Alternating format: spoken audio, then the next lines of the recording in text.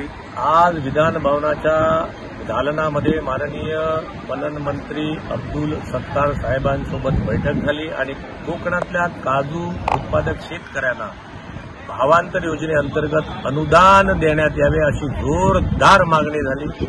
या मागणीच्या वेळेला पालकमंत्री सिंधुदुर्ग रवींद्रजी चव्हाण, दीपकभाई केसरकर, आमदार नितेशजी राणे, डावकरेजी, राजन तेलीजी आम्ही सगळे उपस्थित होतो आणि सगळ्यांची एकच मागणी होती, विधानसभेचं अधिवेशन संपण्यापूर्वी कोकणातील काजू उत्पादक शेतकऱ्यांना गोव्याच्या धर्तीवरती अनुदान देण्यात यावं अशी एकमुखाने मागणी करण्यात आली।